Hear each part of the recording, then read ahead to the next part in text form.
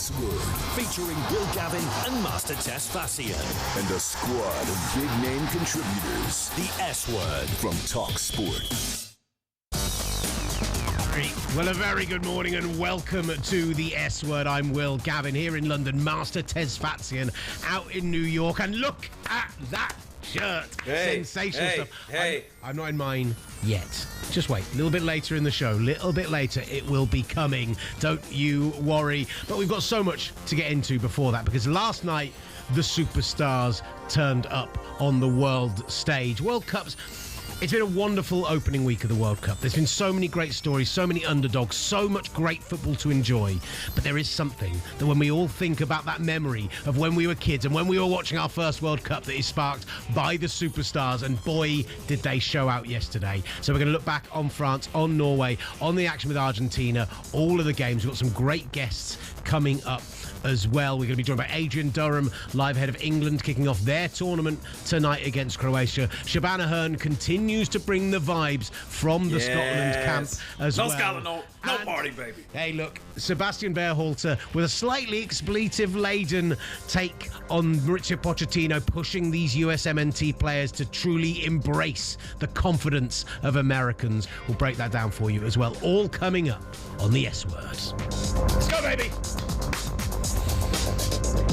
I specifically didn't put any England in the first hour of the show, Master, just so I didn't have to... I'm not ready yet. I'm not ready for the tournament to begin. Listen, somehow I'm more ready than you are. I thought we were both going to be matching England kids, but... It's coming. Is it coming home or is it coming? Oh, the England kid's coming. I was also telling our producer Gabs today about I've only got 2 England kits that fit me and still are in viable wearing order. There's the one that people will have already seen me wearing on the show previously, the a few times. Italian 90 throwback, that classic. It's a beautiful shirt. I will wear it again today at some point. My other one is a 1966 long-sleeved Bobby Moore throwback that I feel like I want to save for the latter stages of the tournament. So I might have to go out and buy some more shirts. That's what I'm saying. I get shamed by Master every single day, basically, in the quality of the attire he's wearing. I've got the 98 Beckham. And, it's the collar. I feel like I got to pop the collar, don't I? Don't I? Just for old Beckham's sakes with the number 7 on it. I'm here. The beautiful goal he scored, I think it was against Colombia, the free kick. It's not the long sleeve, unfortunately, but, still a nice kit. It's a stunner. It's an absolute stunner. Look, it's great to be back with Masters again. I've been off for the last 4 days or so. It's so good to see you. That's very kind. We've exchanged 20,000 text messages, and I was thinking back through all of it. I'm like, when was the last time me and Will did a show together? I do not remember. Because every single time you're off, somehow there's great news for me. And so after the U.S. men's national team performance, I couldn't brag that with you. Obviously, we had a great show with Max anyways, but Arsenal won the title the first time you took off. I missed the USMNT peaking in their own tournament on day one. All of it. I've not been able to put my own particular brand of gloom on it. Don't worry, it's all coming today. I did think about, should I do a roundup in 60 seconds of what I've missed and my thoughts on it? Because I've watched every second of every show. I have feelings. We will get into them. But first, let's start off by looking back at last night, where a mercurial Frenchman turned it on in the second half. A Viking finally announced himself on the world's biggest stage. And Master, you'll like this one. An MLS player is now the top goal scorer in World Cup history. Mbappe!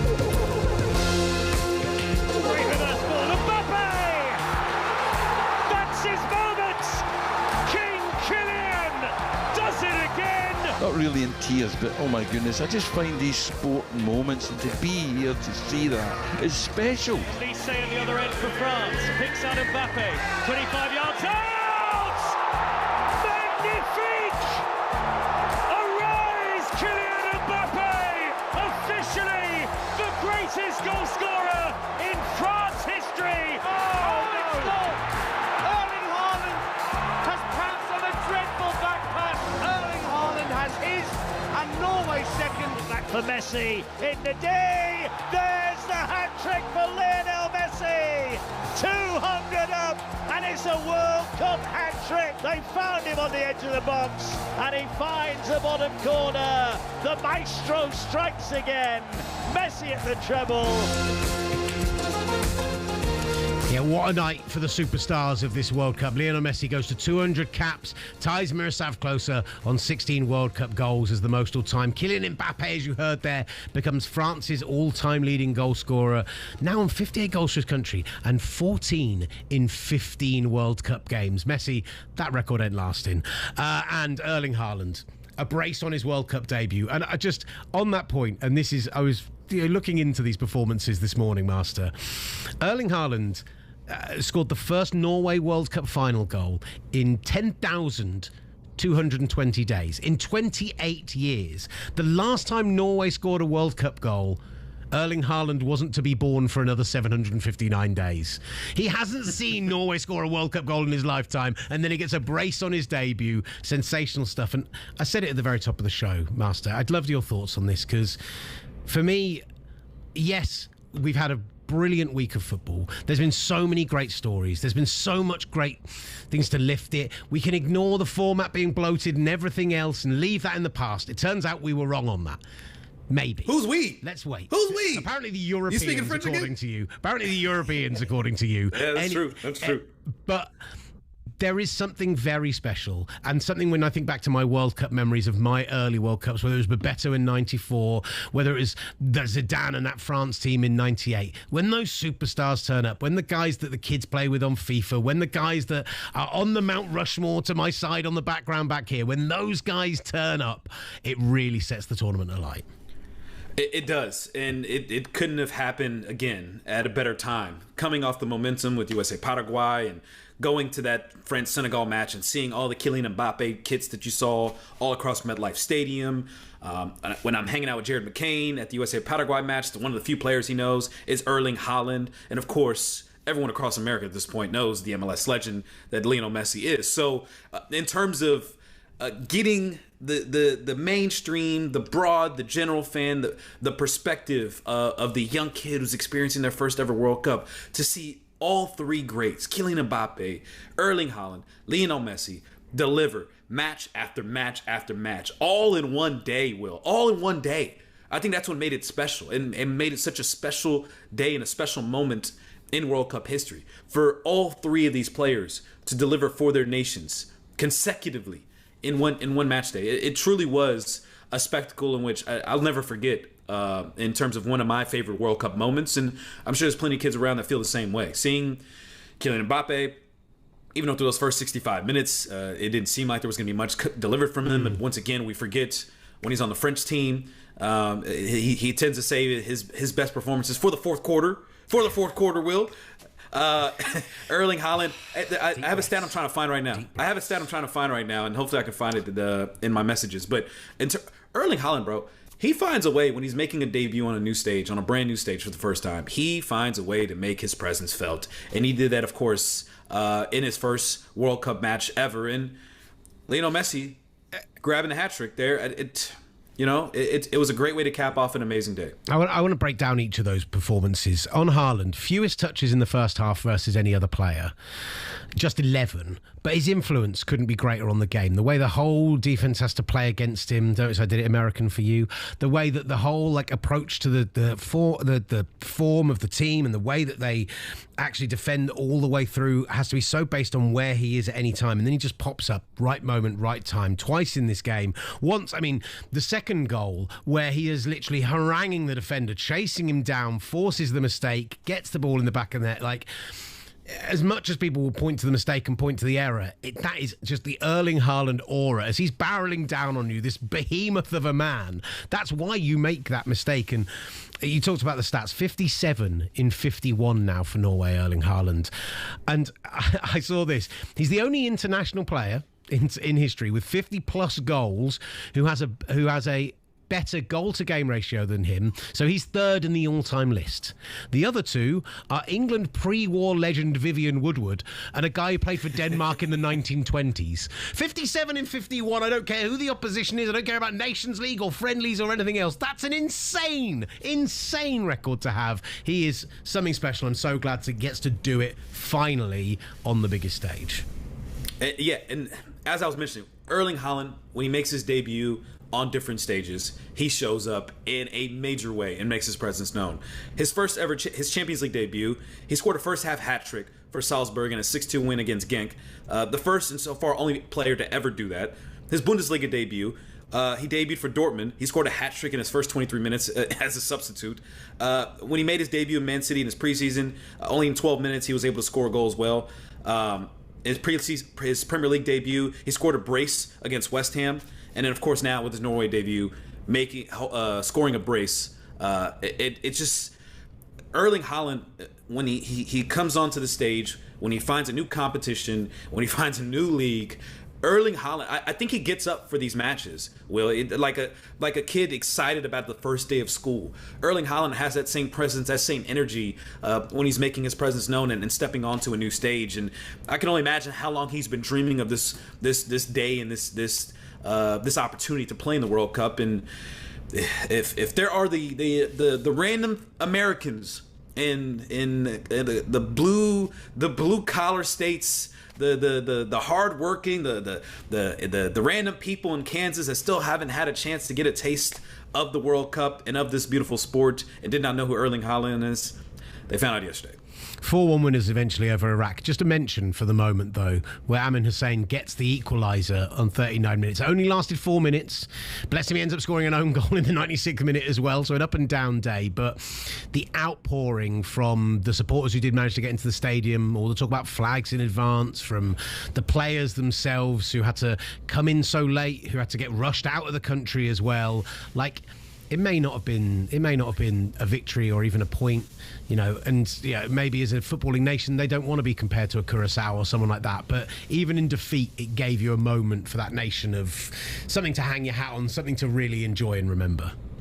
100%. They have tremendous fans. I mean, we saw that in the playoff as well, as they traveled to Mexico, and seeing them aligning with the Mexican fans, and after they qualified for the World Cup, I believe it was a national holiday in Iraq as well the day after, as they paraded through the streets. So Iraq has a tremendous support for their national team and also for this sport. So I'd expect that to continue all throughout the tournament in the group stage. I don't know if I'll see them making it out of the knockouts, but there's one thing for sure that you will see, that Iraq will have tremendous support, as we've seen with Iran as well.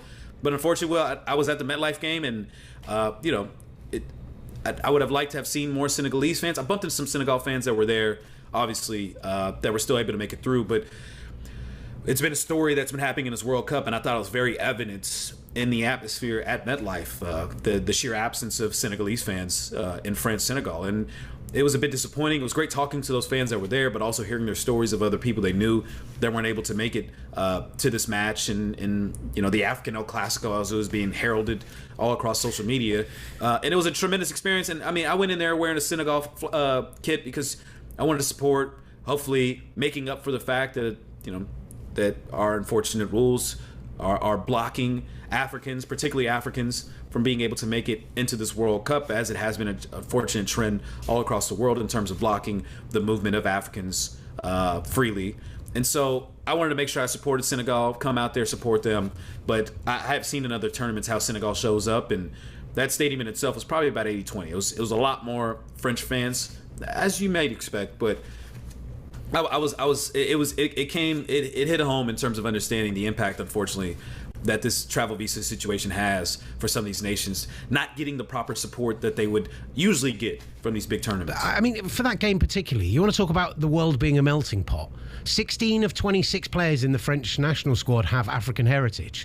10 of the 26 players in the Senegalese squad have some French heritage to them. And in fact, I saw a stat last night, 52 players in this World Cup are born in Paris alone. Like, that is absolutely mad. And the joy of this is that, we've talked a lot about it with nations like Cabo Verde, who did have to go and find people from all over the world, from Curacao, who maybe need to find people from other nations who have some heritage in order to build a football team. But that's the joy of it. That's the joy of the World Cup. It's the joy of the melting pot. That's the joy of everyone coming together. And I mean, let's talk about it. You got to see it yesterday. You got to be there at MetLife Stadium. You talked about it from that perspective. But talk to us about travelling. Talk to us getting there. Talk to us about, what the whole vibe was. Because I think it's... Hearing you talk about going to a USMNT game is one thing, but when it's these two nations playing in New York, I'd love to get your perspective. Yeah, it was atmosphere was amazing, and unlike SoFi Stadium, there was so much space around MetLife to have activations and to have fans hanging out inside the parking lot that it truly made it feel like a festival outside the stadium. And everyone was dancing, everyone was celebrating. There was Senegalese fans with drums, and everyone was dancing, and it was such a joyous, festive occasion. It was very common to see French fans having Senegalese flags and French flags in both hands, celebrating both nations, obviously, as part of the Francophone experience. As you just mentioned, there's so many players with ties to Senegal on both sides of the coin that it truly made it feel like a united experience. Though I did get on Zito, though. Our friend Zito, I bumped into him outside the match, and obviously he's an African supporter through and through. He wore his France kid, and I had to dog him a little bit. I'm like, come on, bro, you're African, bro. We're supposed to support Senegal. A lot of the fans, unfortunately, weren't able to make it through because of the visa issues. We're supposed to make up for the lost fans, and you know, he's a lover of Marseille, and he's obsessed with Marseille. So he wore the France kit. He was like, you know, this France kit works a lot easier in France when they're not facing an African nation. And I wasn't the only one to call him out for that, but it was amazing. One other thing as well, Will. The fans I was around were actually a lot of fun. One person in particular, I don't know how it got to this point, and hopefully we can have him on the show here at some point this weekend. There was a 10-year-old French fan that was sitting behind me that, if you think I had a motor mouth and I talk a lot of trash, this 10-year-old kid had me. It was the funniest experience I've ever had at a World Cup match. First off, he knows his ball. He can talk ball without question. But all of a sudden, he saw me in a Senegal kid, and he asked me, hey, why are you supporting Senegal? And I said, because I'm African. And he's just like, fair point. And then after that, he just started trolling me the entire match. And we were giving some good banter back and forth between France and Senegal. Come to find out, obviously, his father was sitting right next to him. This was his first ever World Cup match that he attended. And he ended up being literally the main character of the entire section. As we were going back and forth, he was wearing an Mbappe shirt. He finally got to see Mbappe score a goal. He was so excited. It was great to see the joy between him and his dad's face as they got to share that experience. He was literally on the verge of tears. I thought that to me, I'm always going to take away from that match is being able to share that experience with that family and the people around the section. Hearing a 10-year-old kid spitting out random facts, Will, about the 2022 World Cup. He can recall every single score from the 2022 World Cup and everything that happened in each match. And I want to get him on the show Saturday because he's obviously in school right now. I want to get him and his dad on the show Saturday to put it to the test because there was about 2 or 3 matches in which we asked him, and he knew it like he was an AI chatbot. It was absolutely insane. I'd love to act like I could do that. I reckon I still might be able to do it for Euro 96, but it's something to do about that being that age, because at my age now, I'm like, I can remember like 3 or 4 results from the World Cup 4 years ago. I can't even remember what happened the other day, Will, let alone what happened in 2022. And this kid is like, the score was 4-2 in this match. I'm like, what? Master, the question is, you're sat with these French fans, you're in there, you're enjoying the atmosphere. How special was it when Mbappe scored that unbelievable worldie right at the end of the game? You know what, man? It was so special. I got to share with all the French fans that were also exiting MetLife Stadium because the traffic is absolutely insane at that stadium. And once they were up 2-0, I left in the 86th minute. So I missed the last 2 goals of the match. And you know what? The Mbappe worldie. You are over there getting to enjoy this experience, getting to the privilege of being there in a stadium, and you left early, what? Because you were going to take an hour longer in traffic? Because you were going to miss the second half of Norway-Iraq? Like, come on! You can't leave games early. It's a sin. It's a cardinal sin. Will, you have been to MetLife Stadium. I know we usually go on press passes, so it's a whole different experience because the match is in 3 hours later and there's no traffic you got to worry about. But with these Mamdani buses and all the other buses and paying $120 to get on the train, we had a parking pass with the car. You're going to sit through New York rush hour traffic at the same time MetLife Stadium let out traffic. You've got to embrace it. You stick the late game on the there's radio. Nothing to embrace. There's nothing to embrace. You hang out. That's why you don't go to MetLife Stadium. Something special. You get to watch Mbappe. Everyone was ready to go. Maybe the goal of the tournament. Everyone had the same mindset. Everyone had the same mindset. I thought you were myself, Mike Ryan, the other 2 fans. Everyone had the same mindset. We had to go. Will, this is the only stadium you have to make this exception for because the traffic outside stinks. The let out stinks. Everything about where MetLife Stadium is played stinks. Ryan Ruiz, I thought, better review. We're being joined a little bit later by... Was Stefano at the game as well, who's joining us to talk about Argentina? Stefano's not. Stefano's not at the game. I think if Stefano was there, he would have stayed because he appreciates... Stefano's not the game. You know, I appreciate the sport. I appreciate the game. I also respect and know how difficult it is to get out of MetLife. I experienced it at the Club World Cup. What did you have to do? Where'd I have to be? Bro, yeah. I had to go see, I had to go watch the next match. Norway, Iraq. I had to go meet up Stefano, actually. And we only had an hour to wait because if not, they were going to give up our tables at the bar that we were at. So we had to rush. We had to rush out of there. And guess what? It ended up being an amazing time at that pub. We got to catch Norway, Iraq together. We got to catch Algeria together. We haven't even gotten into Messi and the red card yet. We haven't even had a chance to discuss that. We will do, because Stefano's going to be joining us coming up shortly. My disappointment in you can't be masked any longer. But we are. It's going to come out. You would have done the same. Will, you would have done the same thing. Because guess what? No. Listen here. No, at NFL Berlin, what at NFL Berlin? Okay, the let out to NFL Berlin traffic. You did not have to deal with that as well. You did not have to experience that, and you came in 3 hours after that and did not have to understand the traffic and the pain I had to deal with getting out of that stadium, but also finding us a pub to sit down and watch those matches in. That is, I want to take you back to that experience that we shared. That is a similar mindset in which I was in here at MetLife in New York. Don't play the I got you a seat in a pub, so you should be thankful for it. I did, because you can understand. You walked it right in. You got to enjoy the experience. Stefano was doing the same for us. We had no other choice but to respect it. He'd have been your guy. And you held it for the extra half an hour, 45 minutes it would have taken you. Devastating. I saw it on my phone. Yeah, don't worry. See it on my phone. We're going to be talking a little bit about. We're going to be talking more about this later. Not about you leaving early, but talking about the WhatsApp messages that you and friends of the show were sending us last night, the celebrations that you had. We're going to get into all of it in a little while. We'll talk some USMNT coming up this hour. Also, Stefano Fasaro will join us. We haven't talked about that Messi red card yet. Huge moment from last night. A lot of talk online about the way he's treated by referees and by FIFA, so we'll get into that as well. Stefano will join us to do that, plus Adrian Durham, Shebahn Aherne. So much coming up for you right here on The S Word. The S Word with Will Gavin and Master Tesfatsion from talkSPORT.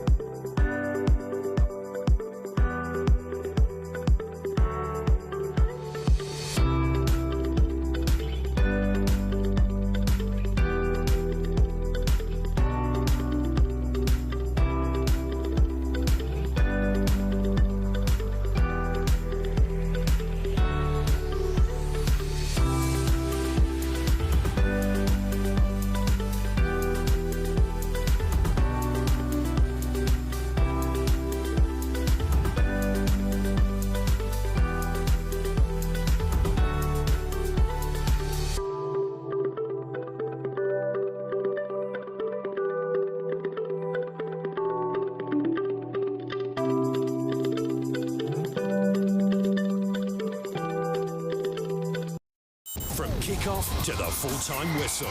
Don't say the S word. Say the F word. Football. The S word from talkSPORT. Welcome to the S Word, sponsored by Calci. I'm Will Gavin. Master Tesfatsion is live from New York, where he's representing my home nation of England with his Beckham. Is it coming home? It's a beautiful thing. Is it coming home? I'm beginning to believe, Master. I'm beginning to believe. I'm supporting MLS legend David Beckham. We are going to save it for the very end of the show, where we're going to predict the games, and I'm going to tell you a little bit about some of the stuff I heard on talkSPORT earlier today, which I don't know if I spent too much time with Master. I've started to buy into his America of it all. Bit by bit. First, yesterday it was Flex who was saying, Master, you're right. We just got to get behind the players, even if it's Noni Madueke, even Yeah, Saliba. I'm not sure I'm on Noni Madueke yet. Now, look at you, Will. It's happening. The American influence is happening. I want to talk about the American influence coming up shortly, but first, Lionel Messi. Sensational performance last night, hat-trick, and, you know, we are completely out of superlatives to describe this guy at this point, right?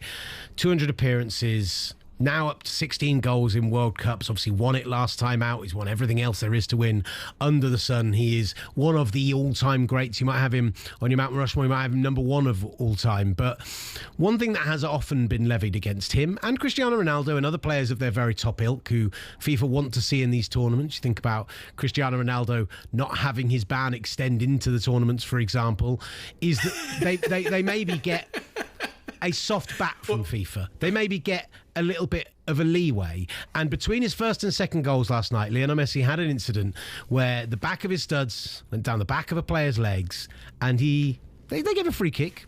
No yellow card, no red card. Thoughts, Master?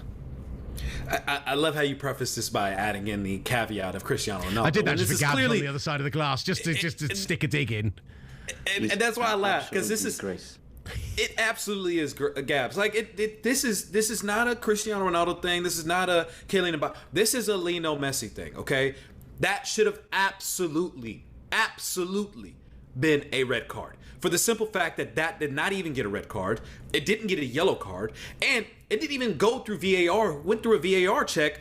Is mind-boggling. How does Messi continue to get away with these massively controversial decisions on the World Cup stage? We saw it in 2022 time and time again, a record 5 penalties that Argentina received in the World Cup. We saw the handball situation against the Netherlands in the quarterfinals. The double touch penalty, Will, that happened against France in the final. All of these revolved around Lionel Messi. And no one's disputing how great of a player Lionel Messi is. He's an absolute legend. But when these moments happen and the fans continue to see there is preferential treatment that Lionel Messi receives, it begs the question whether he is fairly treated compared to everyone else in the rule. And Will, you're the one that is Mr. VAR, Mr. IFAB, Mr. PGMOL, okay? I'm PGMOL, Gavin. There is no reason why you, of all people, should not be on board and see what happened and be outraged at the process of how Messi got away with, once again, a foul that didn't even get a yellow card. And this is, I completely agree with you. Madness it didn't go to VAR. Stunned it didn't get at least a yellow card. And I completely agree, there should have been some action there. I also think we have entered a total era now, and we are all responsible for this, of watch that incident back at full speed. The player cuts across him, he extends a leg out to try and win the ball. It's not a good challenge. The stud's definitely at the back of the leg, but there is no intent, there's no recklessness to it. And so, if it had just been a yellow card, I also think I'd have been fine with that.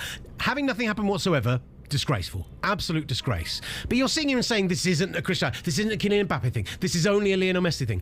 Cristiano Ronaldo elbowed Dara Rocher in the head, received a 3-match ban. It was realised the first 2 matches would be the second and third matches would be the first 2 matches of this World Cup, and suddenly he gets a 1-match suspended ban. It's nonsense. It was violent. He wasn't conduct. the only one. He should not be playing tonight. He should not be playing next week. It's in the World Cup. It's in the World Cup. See, there you go. You're changing it back on Cristiano Ronaldo. Let's focus back in on Lionel Messi, because it's the same official. It's the same official. Messi thing. You're saying it's only Lionel Messi thing. I'm saying in terms of what happens on the pitch in these kind of situations of penalties and red cards.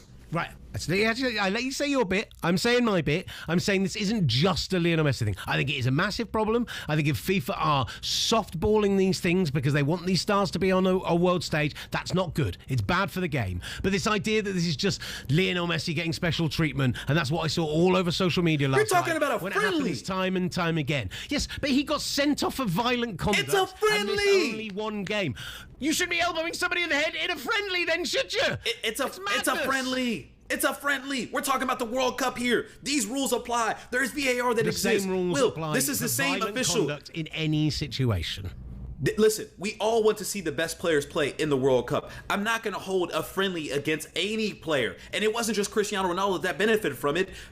There was another player as well that should have been suspended for the World Cup, and they rescinded as well. Or they pushed it back after the World Cup because we want to see the players play. But on the pitch during the World Cup, if you were committing fouls like that, and it's not even going to VAR, which, mind you, this is the same official in that match yesterday in Argentina-Algeria. That was the same official that also reffed the World Cup final where the double touch happened. So, yes. The double touch happened, and Argentina's penalty was insanely soft. And France got 2 penalties in that game, which were probably all... Like, you could go back and look at all those situations. My point is that, yes, I agree. Messi should have been sent off last night. It should have gone to VAR. All of that should have happened. But this idea it's a conspiracy theory for this one specific player that he gets elevated above everyone else is nonsense. It keeps these situations continue to pile up. And look, the part where you agree, when it first happened, I thought maybe it was, a couple legs tangling, incidental contact. I'm going to give it a master term. It's an orange card. It's right in the middle. If you give a red, they're not going to overturn it. Don't give me that. Don't give me that. Don't give me that. They're not going to push it on. It's right in that area. And I'm saying if it be red card, I would have agreed with the decision. Thumbs up. Let's go on.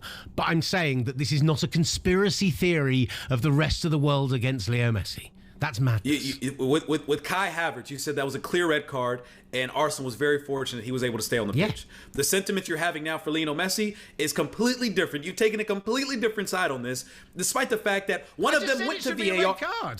One of them went to VAR, and the other one didn't. This one did not go to VAR. It should have gone to VAR. I said that as well. Stop arguing with me about the things I've agreed with you on and just focus on this is not a conspiracy theory against Lionel Messi. That's my point. Right, we need to move on. There's lots of other stuff for us to get to here.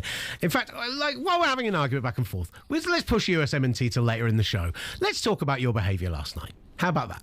Let's get into my behaviour. What did I do? Let's get into some of the messages that I was receiving on WhatsApp last night. Let's get into some of the videos that were being sent by friends of the show. Maybe not personal friends of mine. I haven't had a chance to meet Mike Ryan Ruiz yet. I think we'll be great buddies when we do. The last few days, we want to talk about conspiracy theories. Your whole anti-Europe against the rest of the world nonsense that you've been peddling left, right and centre, and somehow neither Max nor Flex challenged you on that in any way, shape or form. I was disappointed in them. I was disgusted in you. And then you're sending us videos. Have we got the video of him and Mike Ryan Ruiz? I want to see this. I want people to hear this because this is what I'm receiving from them out there enjoying a World Cup game. Mike, they're saying Europe didn't make this about themselves in this format. Europe didn't make it about themselves. Can you believe that? We don't think about Europe. You're the main character, always. We've been apologizing for months, years even. The apology tour has stopped. Over. It's over. They're like the SEC. It's over, dog. They're the SEC of the World Cup. It's over. It ended against Paraguay. U.S. up top. Come on.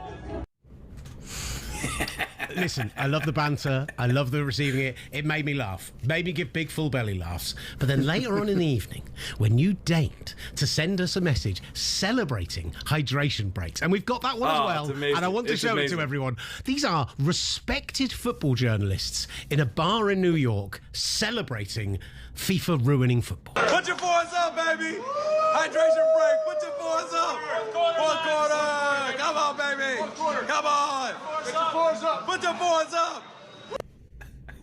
I could not be more disappointed in you, Master Tesfatsion. And I've heard you talk about this over the last few days, and you and I have even talked about it a little bit as well. In fact, when we did hydration breaks last week at some point, I think you were rightly annoyed we were talking about that instead of football. And I was like, fair enough. Master, you're right. We should talk about the football. But I've been watching the football now for 7 days, and hydration breaks are a bad thing for football. They are not working. They are putting too many pauses in They're not games. working. They're going on for too long. Let me give you some context on this, right? Because you keep saying, what about the hydration breaks of the last decade, right?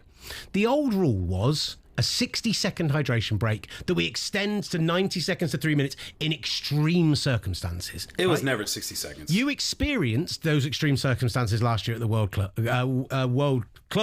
I'll get there eventually. You experienced those situations at the Club World Cup last summer, right?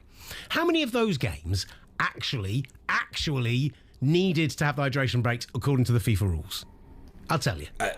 Every single one I was at. 3 of them actually went past what the limit is, what the 28-degree nonsense limit is. I know, madness. I thought it was a huge amount more. My problem here is that by putting it in as a mandatory break of 3 minutes in every game, despite the fact that we're talking about games that are played indoors. We're talking about games in Atlanta where it's climate controlled to between 65 and 70 degrees. We're talking about the Netherlands-Japan game. It's in a controlled environment between 70 and 75 degrees. And you can look back over those games, and a journalist has done this and done some sensational work with this. She's gone through and looked at the momentum graphs and inserted where the water breaks are in there, and it is negatively affecting the game of football. When Curacao negatively, it's impacting the match. When Curacao equalised against Germany, it was a wonderful moment. And then there was a hydration break, and it sucked all of the air out of that stadium, and Germany just absolutely ran away with it before halftime. Now, am I saying Curacao... As if they weren't going to do that without a hydration break? As if that was not going to be a given without a hydration break? You thought Curacao all of a sudden was going to win that match? Is that what you're trying to tell me? That match would have changed with the hydration break or without a hydration break? Come on, bro. Japan, Netherlands, if you have a good coach... massively on the hydration break. Yes, because Brazil, Morocco the tactical element... on the hydration break. The tactical element of that plays a huge role in me this. that the smaller nations are what we should be celebrating about this. This massively favours the bigger nations. It's massively favours those with more resources. It didn't favor Cape Verde. It didn't favor Spain. It favors the teams that have great coaches and great strategy and a great staff. That's who it benefits. And honestly, Will, you should be embracing the hydration. You should be embracing the hydration break because you've got Thomas Tuchel. You've got Thomas Tuchel. You should be embracing the hydration break. It's going to serve to your advantage. And I promise you, you're going to flip on this as soon as you see a hydration break serve to your advantage because Thomas Tuchel, his big brain and his galaxy brain that he has those 3 minutes to all of a sudden tactically change everything that England is doing. And maybe it galvanizes England to beat Croatia 1-0 today. And when it does, tomorrow, which I'll be off, unfortunately, you will rave and so will England. Hey, this hydration break ain't so bad, is it? That's exactly what will come at you. This is not a player safety measure. A player safety measure would mean 60 to 90 seconds, quick break, take on a drink. This is a Trojan horse for adverts. And the worst part for me, and the reason I don't understand why you're defending it of all people, is that I believe that American football fans, American soccer fans, are amongst the best fans in the world. The dedication they have to show, the staying up through the night, everything else. And those people, the Europeans that you so hate, who throw so much shade at you saying that football will never take off there, soccer will never take off there because there's not enough ad breaks, because there's not enough stoppages, because it's not a suitable enough game for American TV. You, of all people, who know how brilliant American soccer fans should be annoyed that the rest of the world is going, classic, Americans, we've had to insert more ads, and it's absolutely stifling the game. Don't care. We're done apologizing. We don't care. If you guys are upset, we do not care. Guess what I did during the hydration break? I went to go use the bathroom, and I came back with a drink in my hand, properly hydrated. Went back to my seat. I'm not sure you're properly hydrated, but that's a different case whatsoever. Listen, I'm not sure sports scientists are endorsing what you were drinking. I'm just saying. The bathroom showed I was a bit dehydrated, but that's another day. I feel sick. But come on, Will, embrace this. Yeah, come on, you're an American football fan. Come on, it's so much fun. At the end of the third quarter, you see a whole crowd of college football fans throwing up the fours. Put your fours up. It's a huge, great thing in the group chat right now that's taking over. We're just embracing it because at the end of the day, you can keep complaining about this thing. It's not going anywhere. Yes, it's going to change the matches. That's just what it is. Those 3 minutes, do whatever you need to do during that time frame. We're going to have fun with it, especially the last hydration break. We're up at 1:30 in the morning. We're up at 1:30 in the morning watching Austria versus Jordan, 1:45. putting up our fours in the group chat. Like, come on, bro. These are great World Cup memories. If you go and look, and it's Ashta Kore, I wanted to shout her out, who went in and who looked at the momentum graphs to insert it in. It shows on the data, on the possession, on everything else, that it slows the game right down. And if you're in the stadium, and you've now experienced this at 2 games, if you're in the stadium and you're having that 3-minute break and you're having the slowing down of the game and everything else, for me, that's the worst thing that's happened to an in-stadium experience since VAR. It is the worst. You haven't gone to a match. You haven't been to it. How could you speak about the in-stadium experience when you haven't seen it? There you go. Thank you. And you know what? You've watched it on TV. That's why I've not been at a game. If I watch it on TV, it is too much of a break in the middle of a game. It saps game flow. I don't care about going to the toilet. I don't care about Guineas going into the because you can pause the TV fan. if you want to. I'm a football fan. I tend to sit down for 45 to 50 minutes and watch that first half, and then I'll get some ads and I'll go to the toilet and everything else. It's ridiculous. But you're not even getting ads in England. You guys aren't getting ads. The only people that are getting ads, I feel like, are Americans. That's it. And the English-speaking Americans. The rest of you guys are getting more commentary. If FIFA truly believed in this, if this wasn't just a thing to do for the American market to make them happy, then it will exist for World Cup. This is not something we are doing every single game. It will not be mandatory. It should be. It should be for about temperature. It will be going back to being about, and that's what it should be. I don't. But hydration breaks. Everyone's temperature is different. Degrees, if it's no, they have a set. Everyone. But I'm saying in each nation, you guys, when it's 80 degrees outside, you guys have a heat advisory in the UK. It's a completely different experience. I'm not in terms of what you guys have to go through. In terms of other countries, and especially Africans, as we've talked about the advantages that certain nations have because of this heat. You can't have one temperature that you set and say, hey, this is what considers as a heat advisory. I'm just going to interrupt you here. You don't have one set temperature. This is really nerdy, but they have a graph that sets based on both the air temperature, the being in the sun, the wind conditions, the humidity, everything else. There is an adjusted. See, I'd rather just see what they're doing is they're getting rid of the nerds. I like it even more. I like it even more now because they're getting rid of the nerds. No, they're getting rid of all the graphs and the data. They're getting rid of all of that, and they're making a uniform decision. They're making hydration breaks for all. Hydration breaks for all. Just make them a minute. Forget all the nerds. Just make them 90 seconds. Just stop killing the game. Just stop slowing the game down. Just stop killing the momentum. If we were to time La Liga's hydration breaks, I promise you, they're probably closer to 3 minutes than they are the 60 seconds you just talked about. Because I'm sitting there as someone that does not understand Spanish, listening to a bunch of Spanish managers talking to their players about tactics in those La Liga hydration breaks, and I promise you, I don't understand a single word they're saying.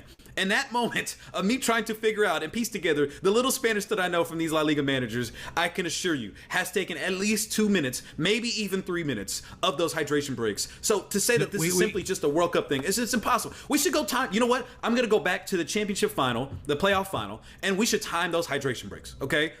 Every single one of those hydration breaks that existed at Wembley, let's go time them, and let's see how long they are. Well, and if they're anywhere I'm not going to do that. I'm going to be honest. The fact is... Exactly, because I'm going to enjoy every single second. They were deemed to be 60 to 90 seconds. I said about the games last year at the World Cup, They have got more indoor stadiums at this tournament than the Club World Cup. They are doing the kickoff times at more suitable times. They have adjusted for this. You just stop trying to sell it to me that it's player welfare. Stop trying to sell it to me. That's not what you're selling it for. Put your fours up. We've gone way too long. Put your fours up. We need to get on to more Argentina. Put your fours That's up. coming up next after the break in the S word. I'm going to put different fingers up, but I will get in trouble. Put your fours up. Bringing all the biggest football debates stateside. The S word from talkSPORT.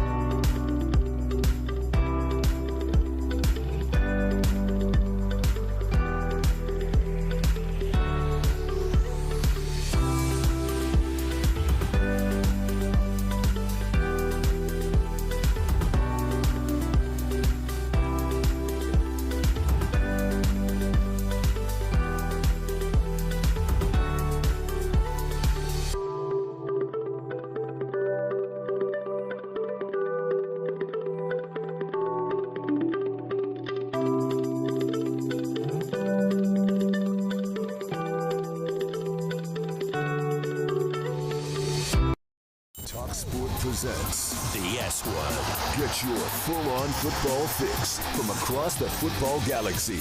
The S Word from talkSPORT. You're back with the S Word on talkSPORT. I'm Will Gavin, Master Tesfatsion alongside me. Thankfully, not literally alongside me. He's in New York because I think we may have come to blows in that last section. It's all love, brother. It's all love. Throwing up your eights now. You want more hydration breaks? 3 per half is what Master Tesfatsion is asking for now. In the second hour of the show, we're going to be joined by Shebahn Aherne. We're going to be joined by Adrian Durham to get some talkSPORT perspective out stateside. Adrian's in Dallas ahead of England's opening game with Croatia, which we'll also talk about in the second hour. And Shebs just continues to be the vibes person of all time, out with the Scotland fans. So we'll be excited to have them catch up with us. Plus we'll do Master Damas. We'll look forward to Portugal. We'll look forward to England. All of that coming up on the show still, Master. People getting in the chat. Don't forget, we are live on YouTube at talkSPORT S Word and at talkSPORT. Celtic Sunstoppable says Messi's hat-trick was just superb. Clearly someone who doesn't care about the fact that he wasn't sent off. But Patio Joe says not even getting a yellow was amazing to me. So both sides of the coin for us in the chat. I think we should get an expert's view on it. How about that? Yes, we should. You down, Master? Someone that enjoys putting up the 4. I thought you were going to say put your 4s up. Someone that you respect. I was going to take that absolute gut punch. Stefano Fasaro joins us. I'm not even getting into it. Put your 4s down. Get them away. I don't want to see them anymore. Put your 4s up, baby. Come on, baby. Put your 4s up. Stefano, no. Et2, Stefano. Et2. How could you? How could you? I'm leaning into it at this point. I was trying to fight it. I was trying to fight the hydration breaks, and I have to understand we're just going to deal with it. So let's have some fun with it. There's some teams in this World Cup that are just fourth quarter teams. They're just real good in the fourth quarter, guys. That's what it is. You've been suckered. You've been suckered into the Master Tesfatsion whirlpool of charm. This can't keep happening. Stefano, we're so glad you've joined us. Argentinian football expert, bilingual host and commentator.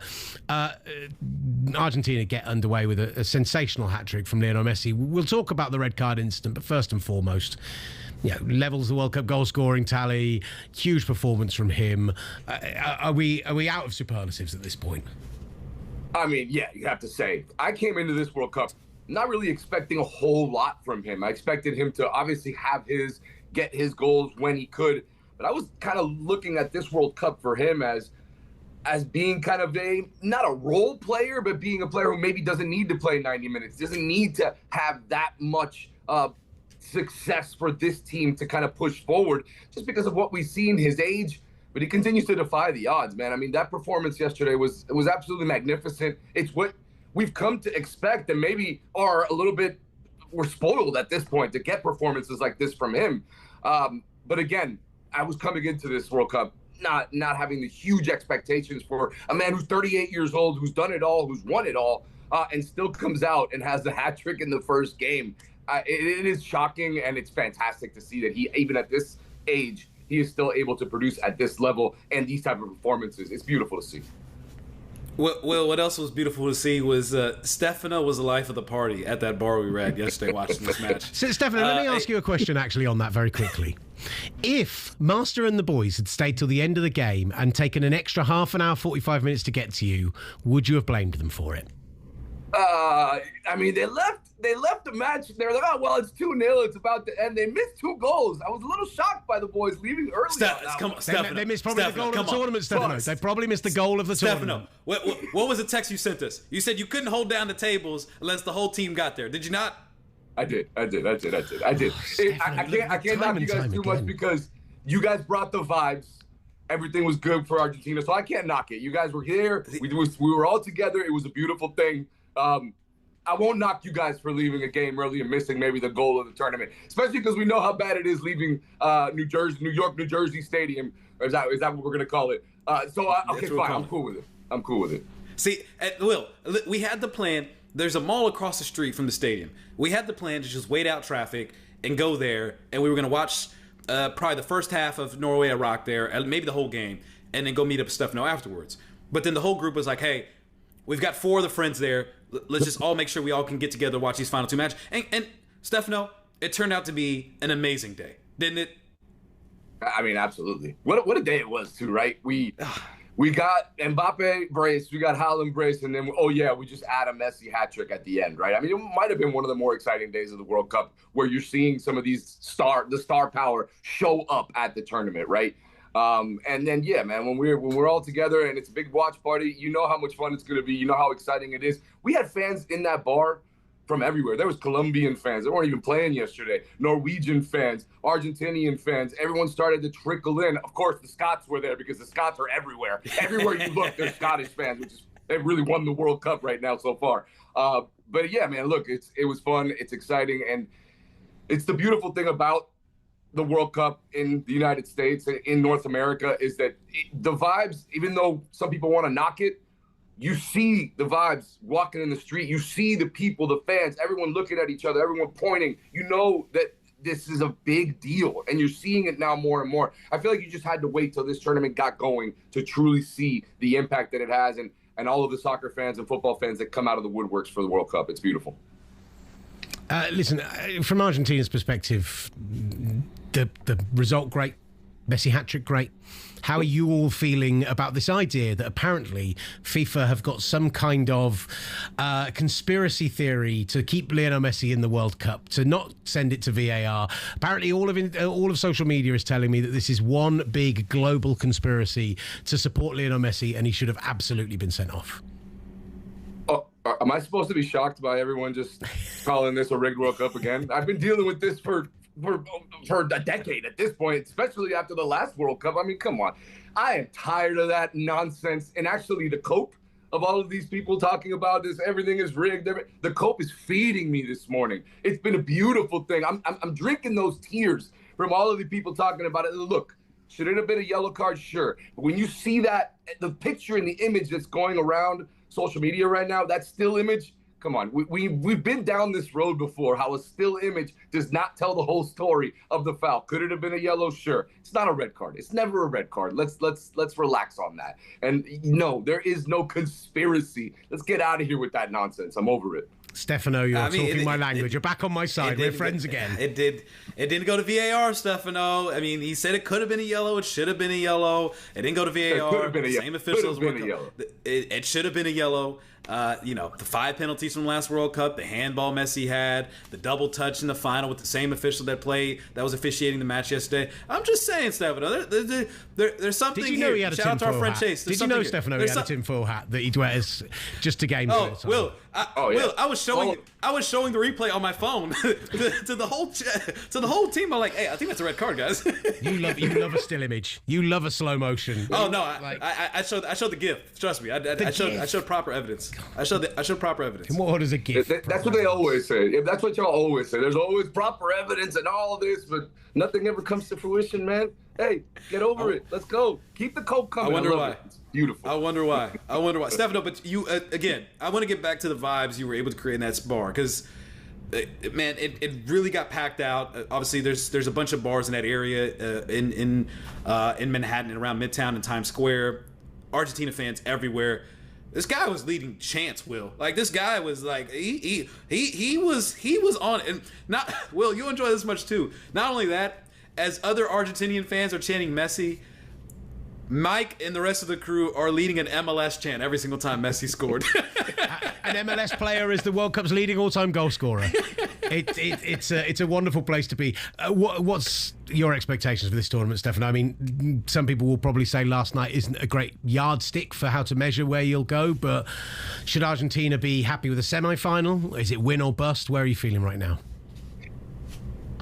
After winning the World Cup, it's tough to say semi-final and you'll be happy.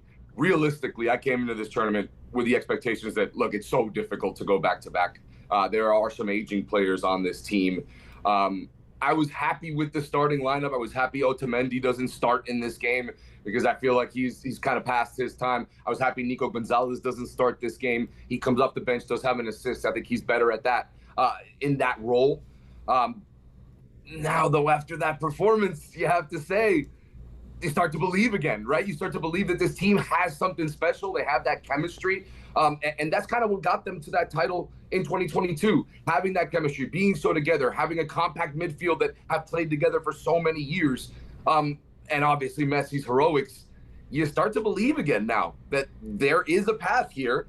It won't be easy, but there is a path here that if they continue to play like that, if you get a performance from Rodrigo de Paul like you just got, Enzo Fernandez, who was fantastic as well, if you get that kind of performance, look, this team, yeah, they can go all the way. They can get back to the final. And then when that happens, I mean, anything is possible. So like I said, I came in with not a lot of expectations. After that performance, you start to believe a little bit more. They know how to do it. They've done it before. And you can see them you see that confidence in that game and the way they played. And moving forward, they're going to run with that confidence out of this group and try to continue on to the knockout stage. Stefano, well, he's oozing with confidence. Yeah, He's got the Argentina love. USA performed well. Argentina performed well. Yes. Like Stefano's just buzzing right now. He got to hang out with you in a bar last night. Like, I mean, what a day for him. What a 24 hours for you. And now he gets to be on the S Word. Stefano, it started off rocky with you throwing up your fours, but we can all be friends now. Put your fours up. One last time. Put your fours up. Put your fours up, baby. Come on. I've already told you, hydration break. Those aren't the fingers that hydration break. But I'm not allowed to do that on camera. Thank you so much, the brilliant Stefano Pissarro joining the show. Thank you so much. Appreciate you. Coming up in the next hour, Shebahn Aherne will be joining us live where Scotland, ahead of Scotland's second game, where they just continue to bring the vibes, continue to bring the party. And yes, we will start to talk about England, Croatia, plus Portugal getting their tournament underway. A couple of our favourites here on the S Word in the second hour. Oh, you love Portugal now. I suppose I should go and throw my England shirt on, shouldn't I? It's the daily deep dive into the world of football. The S Word from talkSPORT.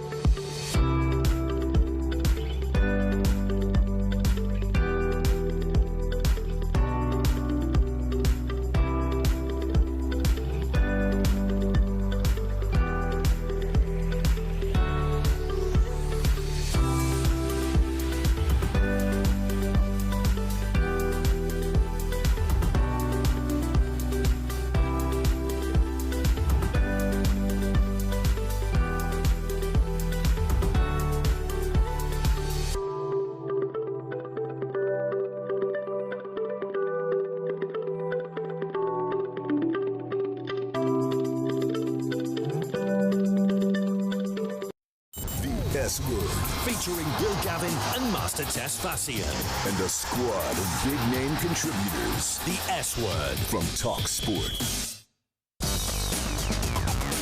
Oh, welcome back to the S Word. I'm Will Gavin, Master Tesfatsion. He's repping his new home nation of England. Although, I'm literally in the comments during the break right now, just talking trash to English fans in our talkSPORT. You've been back. In the chat. Come. You've been back in America for like 5 days now, and I feel like all of that Americanism that you've been injecting into all of us back here over the last week, it's just gone up and up and up, and you are just feeling yourself in a way that I've not seen before. But we're going to talk about this hour because as an England fan, I feel like we should be feeling ourselves a little bit more. I heard some nonsense on talkSPORT earlier today that really rattled me, and I thought normally I'm that kind of pessimist. Normally I'm that kind of man. Let's not take that approach to this tournament. We'll get into that this hour here. I'm literally in our comments right now responding to Jamie Parker 75, who said he forgets that the Europeans used to own Americans at some point, and I'm responding back to him in real time right now. You forgot we own you in the World Cup. Oh, God. Adrian Durham will also be joining us this hour. But it's fair to say that if one person, do you know what? If one person from talkSPORT has owned this World Cup so far, and if one nation has owned this World Cup so far, because without them, there truly is no party. No Scotland, no party, no Shebahn Aherne, no party. Joining us now, Shebahn Aherne, welcome to the show. How are we doing? Hi, guys. I'm sure a lot of your listeners would prefer no Scotland, no party, no Shebahn Aherne. So thank you for welcoming me with open arms to the show. I mean, Master, sure you're enjoying the Scots a little bit more than the English, and I think I'm the one person who's more optimistic about England going far in this tournament than English people are. That's so weird.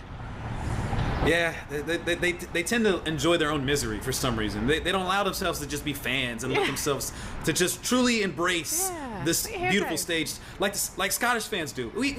I'm telling you right now, we love Scottish fans. Everywhere they go, I literally scream out, "No Scotland, no party," whether I know them or not. I am walking around the streets of America, seeing Scottish fans and yelling out, "No Scotland, no party!" And it is. I am appreciating what you guys have done to this country in this World Cup. Yeah, I mean, it's been great fun so far. I mean, that's one game, one win. What is there not to be happy about for Scotland fans? I mean, the next two games are going to be incredibly tough. But one thing we do know is that the fans are having a good time, and it's definitely creeping into camp. The guys know what's happening out there in the streets of America, and they're very proud of them and buzzing for them as well. So it's all good feelings so far, While we've seen the fans continue to dominate, we had that wonderful couple on the show yesterday who gave their ticket away to the 16-year-old for free. We had so many great stories from the bars, the stuff happening at Fenway Park as well. What's the vibe like in and around the team itself? Like actually be able to separate themselves from Boston and go and isolate themselves a little bit. How are they feeling after that performance and looking forward to the second game? Well, knowing the way these guys have been over the last few weeks, it's a long time to be in the bubble, isn't it? So I think Boston was very good for them, and that's one thing that's been very interesting about this camp, Will and Master, is that Steve Clarke seems in a very different headspace, and he's openly said that. He said he wants to try and enjoy this tournament because he never enjoyed Germany, he never enjoyed 2020 at COVID. They weren't tournaments that he felt like he was in a good place or happy and enjoying himself. So he's taken that approach this time round, and one of the main things they've fixed is making sure that the players have that time with their families at the right times. And he said on match day -1 that was like a conscious thing that Andy Robertson and all the team from Germany had gone through together. And when we were in Garmisch, well, it was a beautiful part of kind of, but an hour outside Munich, Bavarian, sweet town, but it was tiny. I mean, to the point where if I went to get a cup of coffee, the Scotland players were there getting a cup of coffee, so they were mingling, they were almost around the press. Then fans were going there, they were around the fans as well. So it was a lovely place to be, but it wasn't quite right in terms of the balance for the team.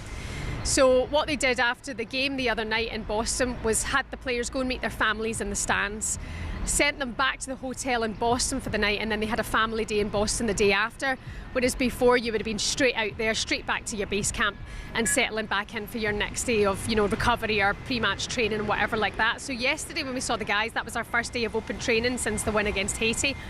They were all having a laugh, they all seemed in really good spirits. Considering it is absolutely baking out here, they seem like they've really settled in. Everyone's smiling. It was Lyndon Dykes yesterday. Seems like everybody knows their role. Whenever they'll be called upon, they will do whatever they can for Steve Clarke. Everybody respects that man, and he seems in a very good place, and it seems to be affecting the team. Going ahead to what, Friday's match, I believe it is, against Morocco, what's the sentiment now, considering that, getting those 3 points, those crucial 3 points against Haiti? What's the mentality, the mindset right now inside the camp and amongst the fans as well in terms of what's possible here, getting those crucial 3 points and not all but assuring a spot in the knockout stage if you can handle some business here?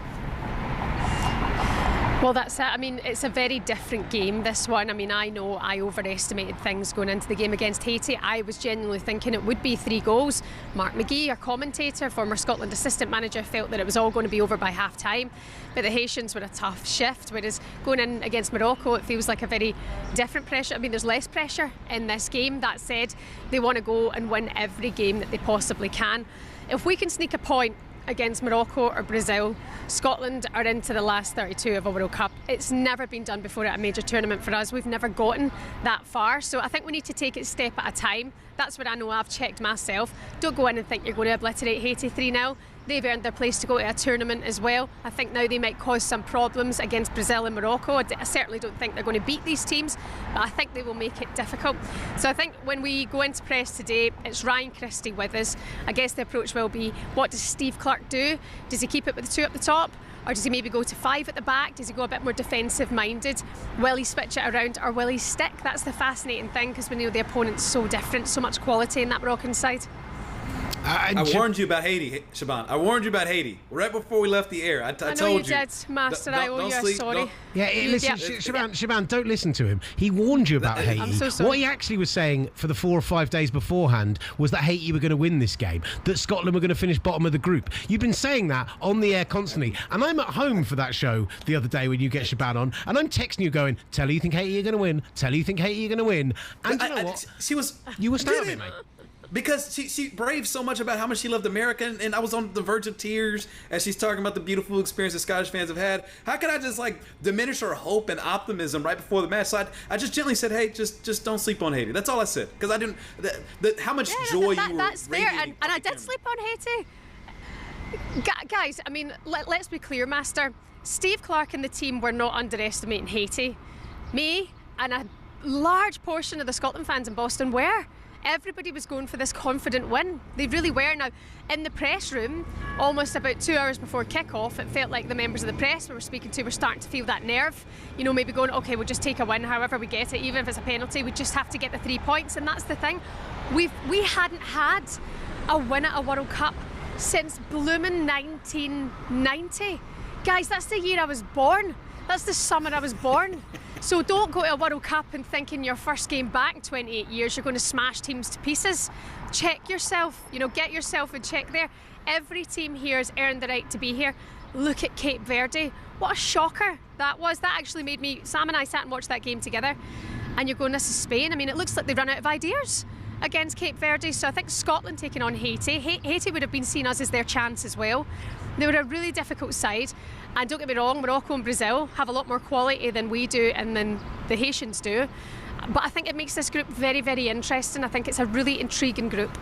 Handbrake off a little bit maybe for Morocco. Nerves out the window. Maybe. Just we'll see a little bit more quality. Yeah. Maybe we will. I mean, you've got to look at the key players who have already stepped up for their teams in this tournament. John McGinn picked that moment, our first goal at a World Cup in 28 years, to win a game. That was a huge moment for John McGinn. Grant Hanley, I mean, yesterday Lyndon Dykes said that he's our unsung hero because he's a player who gets a lot of stick and sometimes he puts in bad performances, but then you don't get the credit when you put in a good performance. And against Haiti, he was rock solid at the back. We know Scott McKenna's back now training with the team, so does that mean that there'll be a shift around? Will Steve Clarke play about with that then coming into this game against Morocco? But for me, Ben Gannon Doak is the one. He's our star man. He's got that bravery about him. He's got no fear. His pace is absolutely frightening. I think he's the one who we're going to be talking about for Scotland at this tournament. He was tremendous. I truly enjoyed watching him play. I've enjoyed seeing his rise, but it's one of those we talk about this World Cup often, and we talk about the youngsters, the young star boys who take this platform and maximize what this tournament has for them and exposing themselves to the rest of the world. He absolutely did that in that first match, and I wouldn't be surprised if he was able to do the same against Morocco and Brazil as well. Yeah, because he's spoken so much about his physical ability. He says physically he feels like in the best place he's ever been. So feeling that going into a World Cup, he says the weather's been great for him. Feels good training in this hot weather. It's been good for him.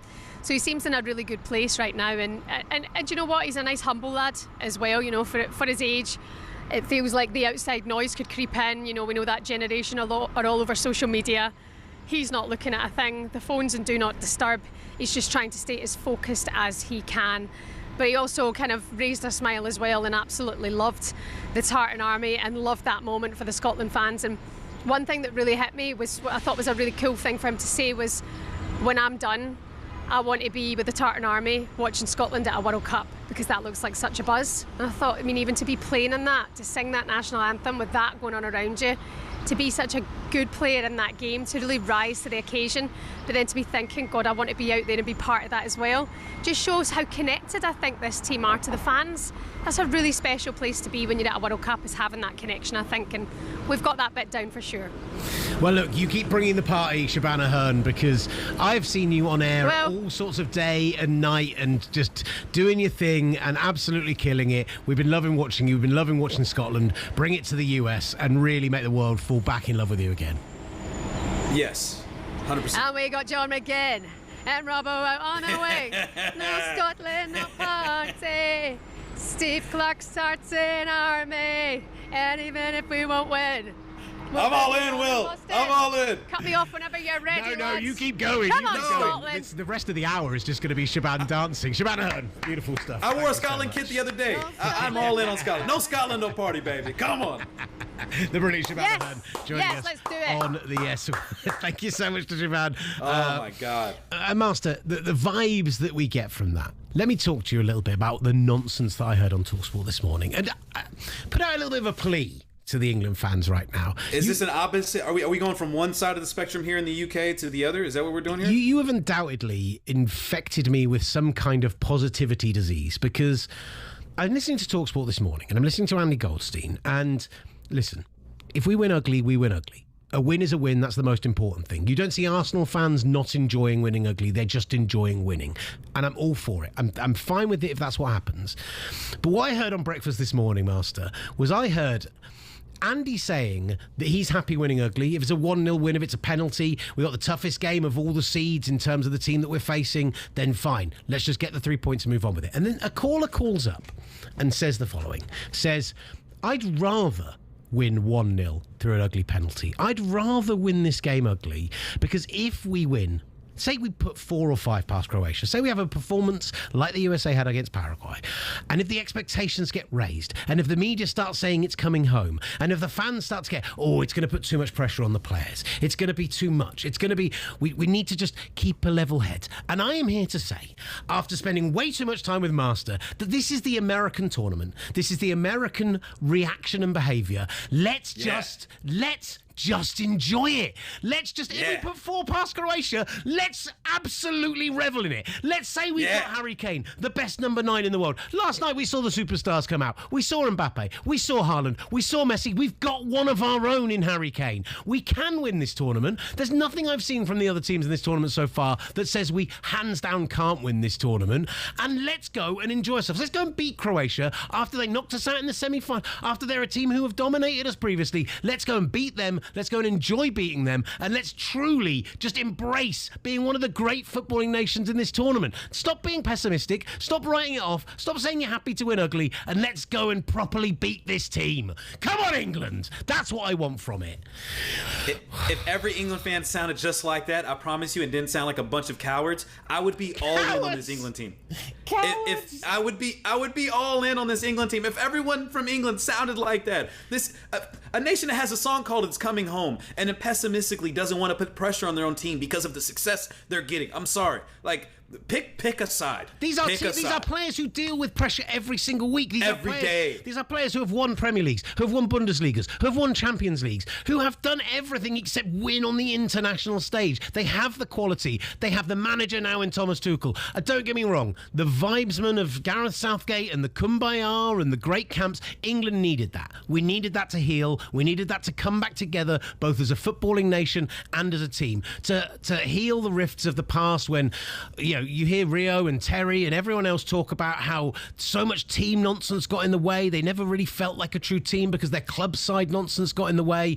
We needed Gareth Southgate to really bring us back to that place. But you look at the quality in that starting 11. You look at the quality in that 26 and you tell me it's not good enough to win the World Cup. You tell me it's not good enough to end that 60 years of hurt, to bring me the first, not just international trophy, the first trophy any team I've ever followed would have won this summer. They are absolutely good enough to do this. They are the best team in their group. They shouldn't be going, yeah, but if we win the group, we'll have to go to Mexico and play Mexico. Let's go to Mexico. Let's play Mexico and let's beat them there. Yeah. Let's beat Brazil in Miami. Let's go up against France or Spain and let's prove we can beat them as well. We should have beaten France 4 years ago.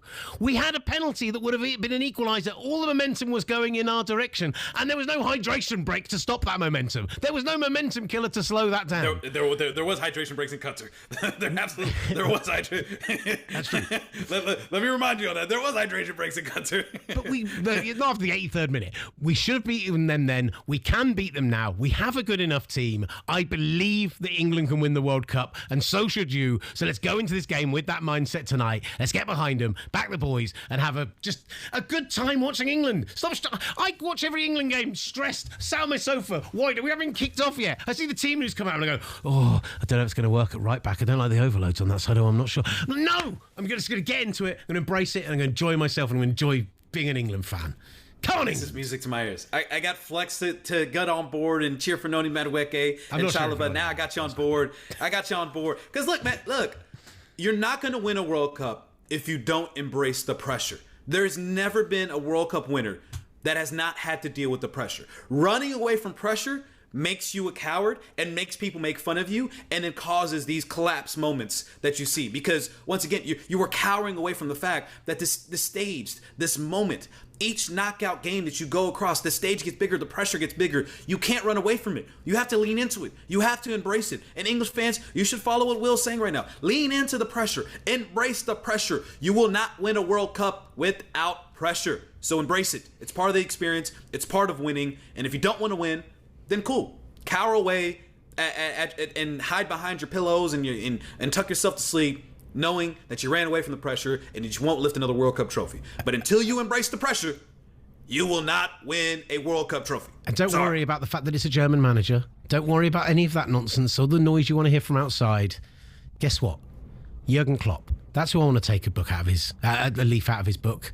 Let's be mentality monsters. Let's play some heavy-mated football. Let's go and beat teams. Let's go and beat them into the ground. Let's go show them that we have quality. Let's go show them that we have a tactical mastermind in Thomas Tuchel, and let's go win some games of football. Right, Adrian Durham joins us up next. Put your fours up, baby. Hopefully, put your fours I'm up. not putting my fours up. I will put your fours up. Come on, Will. I will give you 4 fingers. I'm about to take this one, and then we'll turn the other way. I need to take a hydration break right now. 4th quarter coming up now. On the S word. Adrian Durham up next. Around here, we only use the F word. talkSPORT presents the S word.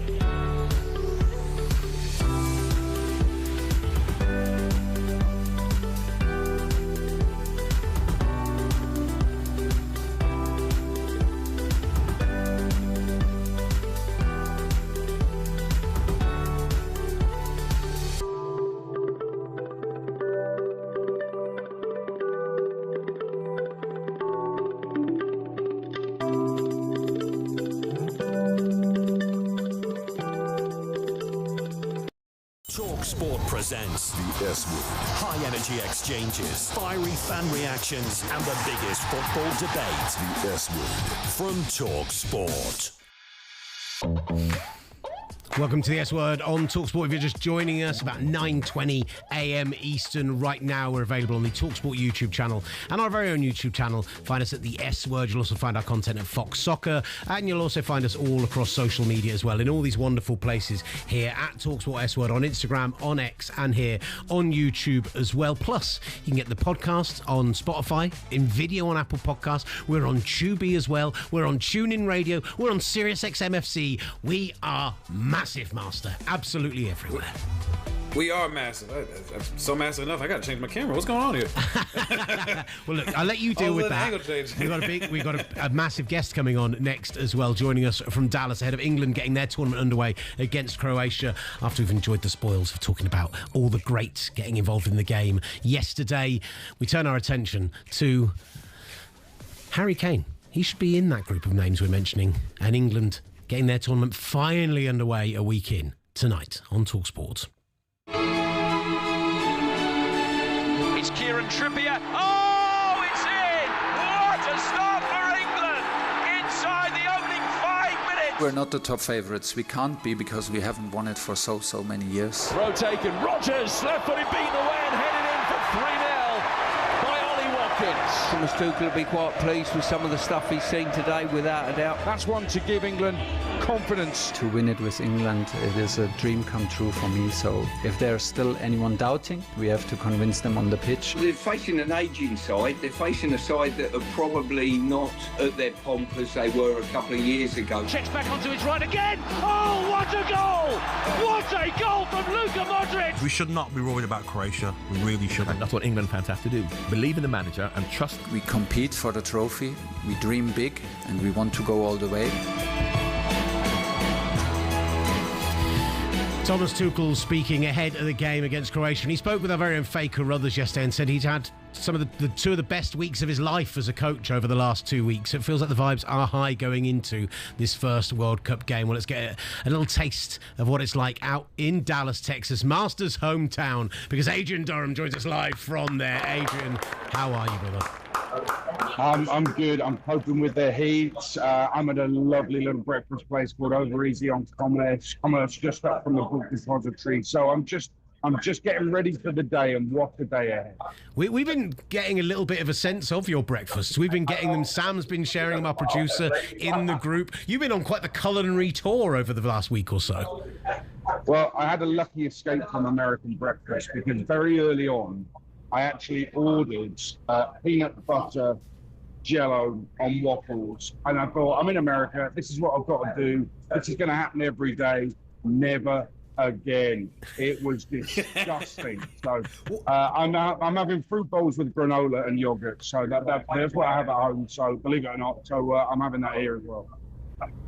Yeah, listen, Durham, especially in Dallas, you can find some crazy combinations of pancakes, waffles, country fried steak. Have you had a chance to try that yet for breakfast? Nice little chicken fried steak. You have it. That's way too hit. They do there's something on the menu here called chicken fried chicken. I mean, is there any chicken in that? It's great. It's great. It's again, it's not chicken fried steak. It's chicken fried chicken. So there's a big difference. And then you got country fried steak. You got to keep up with the lingo, man. You got to keep up with the lingo. Okay, got to keep up with the food. Yeah. Absolute nonsense. Absolute nonsense. What has been your favorite part about Dallas so far? I've seen you guys have gone to Rangers games. I've seen some of the English fans going to the rodeo. How have you enjoyed my hometown? How has my hometown been able to welcome English fans with open arms? You know what, we were discussing Dallas last night. It's way too hot for me, but that's a personal thing, and some people would like that. So I'm not going to let that count against it. There's been stuff to do, so we went to a gig. We saw the Human League, 80s greats last night, and Soft Cell as well on the same bill. We saw them in Dallas last night. That was fantastic. We went to Southport Ranch, home of the TV show Dallas. That was brilliant as well. Yeah, we've done the Texas Rangers. That was superb. We've done the book depository, which was my personal highlight. I'm a big man on history and politics, so I loved a bit of that. But what we all decided was, yes, Dallas is okay, but we won't be coming back here. You do it once, then never again. Sorry, Master. Wow. Coming from someone that clearly seems like he could use a hydration break, Will. Over here knocking Dallas in the heat and the conditions. We're just built different, Durham. You can't handle, as we say in Texas, you can't handle the heat, get out of the kitchen, you know? So I'm getting out of this Dallas kitchen very soon, mate, believe me. Absolute disgrace. Where did you actually enjoy the games? Before we get on to the England of it all, last night the World Cup showed up for the casual fan, the big names getting on the score sheet, Haaland, Mbappe, Messi. Where did you guys enjoy that last night? Did you get a little bit of Southern hospitality while you watched the games? No, what happened was we were at the, it was a busy day yesterday, by the way. We were at the England press conference, so we were watching it there. And of course, when Messi hits his hat-trick, you're thinking, wow, I mean, this is what's meant to happen. This is destiny. You know, you've got two players. In fact, you've got more than that, because you go back, you've got Balogun hitting 2, Havertz hitting 2, and then you've got the stellar superstars hitting a couple each in Haaland and Mbappe. And then Messi thinks, hang on a minute, I'm the star around here. Hat-trick it is, and that's why Harry Kane's going to hit 4 today. I can feel it. Like, I heard something on breakfast this morning, Adrian, that, you know, as English football fans, we are pessimists by our nature. That's years of hurt will do that to you. But I actually heard a fan say they'd rather win the game 1-0 via a penalty than actually go and thrash Croatia, because it puts less pressure on the team going forward, because the media won't start saying it's coming home. And Andy agreed with them. It was astonishing. I'm like, how is the feeling around the camp? Is there a higher level of confidence than we're feeling back home right now? You know, I really want to say yes, there is, and it's different this time. But they say the same things at the start of every tournament. Harry Kane, yeah, I'm in good shape. I can do this, I can do that. So I'm not bothered about all that stuff, really. What I'm bothered about is what Thomas Tuchel has done to get them mentally in the zone to get over the line to win a final. And we won't know that until either England go out or Harry Kane lifts that gleaming golden trophy. So they can say all they want about, oh, this is it, we've got a great camera. They can do their YouTube videos on the FA's England channel and all that sort of stuff. And all that's great. I'm not knocking it at all. That's all fine. But what can we read into it? That they're happy? Well, of course you're happy until you go out. You know, so I'm kind of taking it, it sounds really cliche, taking each game as it comes. I'd be happy with a 1-0 win. I'd be even happier with a 5-0 win. So, yeah, I'd like to win all our games, and that means we've won the World Cup. That's fair. What about from team-wise tonight? I know we've heard a lot from our kind of inside England reporters, what their expectations are tonight. What do you make of the decisions he's got to make, whether that's to Saka start? Who does he start with on the left? How would you approach this? How do you want to see him approach it?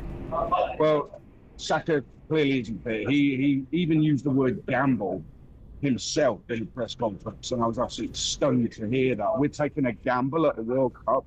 Really? Well, listen, if he breaks down, that's on him, because he's out here, he's stuck his hand in the air, which you might think he's brave, but it might well have robbed somebody who's totally fit of a place at the World Cup, somebody like, say, Jared Bowen, for example. So, listen, Bukayo Saka, for me, has to deliver, and I think he should start. Put him in the spotlight. Put him out there. You know, if you don't win the game, it's not the end of your World Cup, unlike a knockout game. So let's put him in the front line and let's see exactly what he's got to offer and how fit he is. The other one is at centre-back for me. I think Gordon goes over Rashford on the left wing. I think Bellingham starts over Rodgers at 10. Centre-back is really interesting because we've all been thinking, building up to the tournament, he's taking John Stones for a reason, so he's going to play. Mark Gay is the centre-half that is always going to start. But it feels like there's a feeling around the camp that Ezri Konsa will start ahead of Mark Gay. So I think when the team news drops and our commentator Jim Proudfoot delivers it on talkSPORT live from the Dallas Palace, then we will know exactly what is in Thomas Tuchel's mind. And I just want to say this to Master. I heard you the other day saying you think USA is going to go further than England. I heard this nonsense the other day. Listen, a lot depends on the draw. Okay, so let's have that little caveat in there. You could be extremely fortunate with your deal, getting somebody like Scotland, for example. But all things being equal, if the draw cannot be questioned, there is no way on this earth USA go further than England. But that's part of the World Cup, baby. You're going to have to go to Mexico in the round of 16 at Estadio Azteca. If that lines up, Mexico, England. And if you can't handle the heat in Dallas, my friend, you have something else waiting for you right now in Mexico City. I told Will this earlier. I saw some Mexican fans on Twitter talking about how they can try and pollute the air even more to make it even more difficult for the English players to breathe in that environment. So that is the depth in which Mexican fans are potentially trying to line up the home field advantage they're trying to create in Mexico. So listen, the draw is part of the experience. It is part of the will. But I'm wearing my England kit. I'm here. There's a lot of Arsenal fans on this side. I want to support them. I like Thomas Tuchel. I like what he did with this roster. I think this is a quality side, and I'm overcompensating for the fact that there's a lot of English fans for whatever reason, Durham. And hopefully you can explain this to me right now. Why do English fans run away from pressure? Why do they try to lower the pressure gauge when it comes to these kind of tournaments or these big kind of situations, as if there's ever been a winner in history that has not had to deal with pressure? No, that's fair, and I think that's part of the problem over the years, over the decades, over the generations. That one of the big reasons why it's because they haven't been able to handle that pressure. And I think it's a great thing. We should get you on the staff. I mean, your psychological abilities with our squad could be second to none, Master. So let's get you involved with Thomas Tuchel's backroom staff. just bring on American coaches. If you bring on a bunch of Americans, I promise you, the optimism, the hope, the confidence will raise very significantly. Sorry, hold on. You need Mauricio Pochettino to raise the level of confidence in your team. And he's not American. He's taking on the American identity. I'm not having that. Last one, Adrian, because I'm aware you need to get back to enjoying your breakfast. I heard you on the talkSPORT Daily talking about it yesterday because you were there for Netherlands, Japan. For the England fans who are travelling to AT&T tonight, what did you make of that stadium? I know Ollie Hunter, who works on the show, thinks it's the greatest he's ever been to. Jim, less keen because of the angle for commentary. Love that from him. As a professional, I went all in on that conversation. But what did you make of that cathedral of the other type of football? I will add to that. Jim felt bad saying that. And he's right opposite me here at over England. So he did feel bad saying that because it is truly a magnificent stadium. I can't really question it. Jim was right with what he was saying, but that's irrelevant really because commentators are privileged to be there. So, but I understood the point he was making. It's a magnificent, truly magnificent stadium. If only they were all like that instead of those stupid ones where in New York, where it's completely open to the elements. How ridiculous is that? Why is the final at that stupid stadium instead of one of the better stadiums? I would say the Dallas Palace is, easily in the most top 5 stadiums of all time. I've been there just once for soccer. It is in the top 5. I've got to tell you, I saw Jerry Jones on the red carpet at the Super Bowl 2 years ago. I had a conversation with him, and it was just after they announced the final was going to New York. And I said to him, you should have had the final, right? And he gave me a look that said 1,000 words. He clearly knew that that's where the final should be. It's this nonsense from the utter nonsense from the FIFA needing it to be in a major city in New York or LA, a major city, and because it's Dallas is a major city, because it's outside of Dallas, it's not like the same global appeal and everything else. It's the best stadium, it's the best experience, it's where it should have been. It's also temperature controlled as well, which is wonderful. Nonsense. It's an utter nonsense. I can't believe it's not there. Yeah, no, I make you absolutely right. I think they were thinking, like you said, it's got to be a big city, but they were thinking, we've got to have it in New York. It's not even in New York. Hello, it's in New Jersey, which is always going to be more famous for The Sopranos. So I'm with you. I think it should have been in one of the better stadiums. We're off to Houston next, so I've heard that stadium is very good as well. But the Dallas one, it cannot be beaten. So I'm absolutely amazed that they've made this stupid decision. Atlanta, LA, Minnesota, Dallas. Those are probably the top 4 stadiums in America. And unfortunately, we hate Houston. Houston is like our rival. You hate Houston. So that's a great stadium. It's not a great stadium. You guys are deprived. You guys are deprived of great stadiums. I went to the Patriots-Falcons Super Bowl there. It was sensational. Lady Gaga, the whole lot. It was brilliant. Not a great stadium. Adrian, brilliant stuff from you. Enjoy the game tonight. Enjoy England getting a nice 5-0 win over Croatia as it's going to be. and enjoy your breakfast. Come on, England. Thank you, Durham. The wonderful Adrian Durham joining us. I'm just going to do a live on-air production meeting. Do you want me to chat to Master about the USMNT now? Should I just do it now quickly for the next section? We can't. Yeah, let's do it. Also, let's do it. I didn't realize we were on Sirius XM People are really enjoying the hydration break stuff. I didn't realise we were on Sirius XM is an amazing statement from you at this point in the thing. Sirius XM FC, we're there every day. You love it. I didn't know it was every day. Every single day of the World Cup, baby. We are there every day. Great to know, baby. Let's just talk a little bit about the USMNT just quickly, because we've been talking about the positivity and the vibes and the approach from these teams, right? And it's interesting because it's an interview that Mauricio Pochettino did a few weeks ago with El Pais, where he's made these comments, where he's talked about having to take this American team and almost rebuild their spirit a little bit, almost make them remember what it is to be American. And he does say in there, and it's the grabby headline from it, that American sport is designed to reward losers, but he really he basically suggested that he had to go in there and remind them that confidence is important, to remind Americans that they need to believe in themselves is an astonishing thing to have to do. And actually, midfielder Sebastian Berhalter was asked about this yesterday during media availability. One is that we're American, we don't take shit, and I think that's something that he really put in. And even though he's Argentinian, he has that mindset of like, look, this is what we do, and this is who we are, and this is what America's about. So I think he just, even from an outside perspective, he showed, us Americans what we're about, and he really drills that into us, and I think that's something that has helped us this last cycle. Look, whether or not you believe, Master, that Mauricio Pochettino is right, that American sport rewards losers through the draft system, through lack of relegation, through whatever it might be, he also said it brings a sense of complacency that isn't good in football. He says it took about 1.5 years to change that mentality. Have you seen a change in mentality? Are you willing to now get behind Pochettino after that game, having previously not been sure he'd bought into the American way, when you hear Sebastian Berhalter talk in such glowing terms and so positively about how he's changed that mindset? That's what I wanted to hear to begin with. And I was on board with Pochettino when the hiring first happened.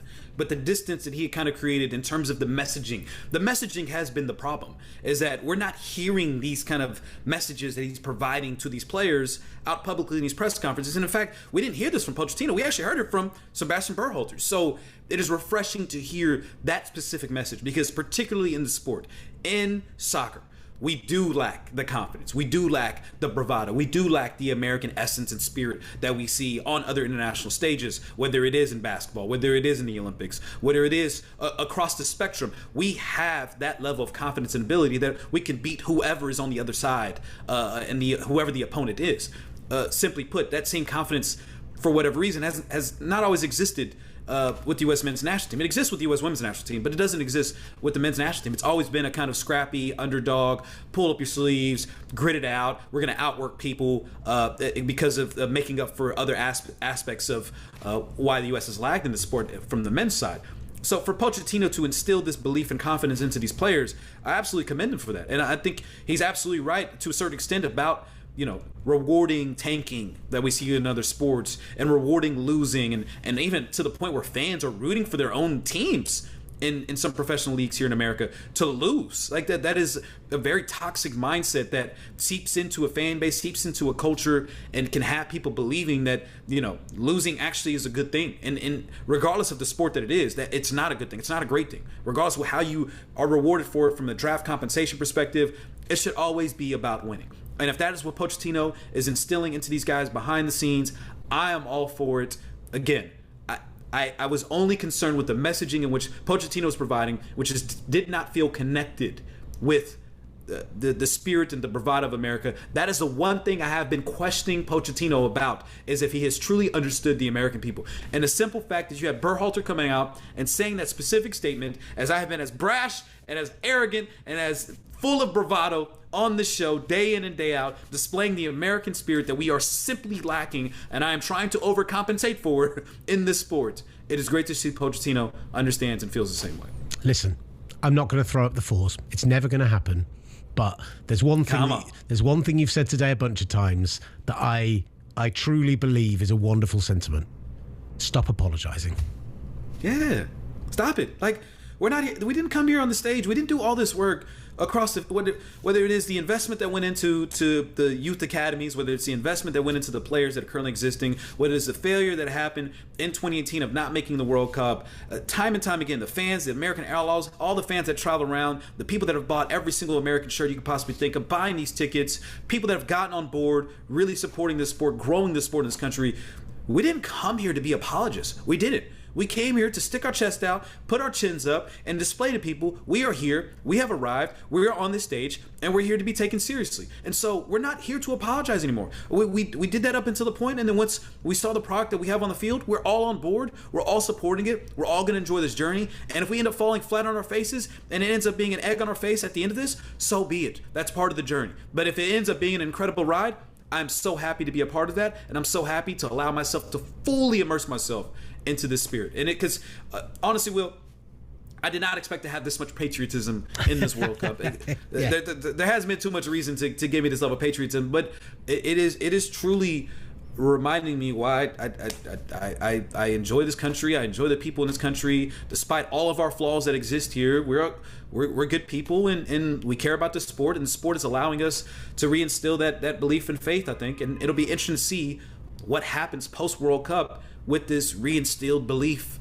that I'm seeing across fans, people who enjoy soccer, who don't enjoy soccer, that are wearing USA shirts now. If you can have 3 great quarters and then it all falls over in the fourth, then, it's still a... Can you win a soccer match in the first quarter? No. Can you win a soccer match in the second quarter? No. Can you win a soccer match in the third quarter? No. But can you win a soccer match in the fourth quarter? Yes. God dang it. Right, coming up, we'll do Master Dharmas, and we will take a visit to my favourite part of the show, the Fan Appreciation Society. From kickoff to the full-time whistle, talkSPORT presents the S Word.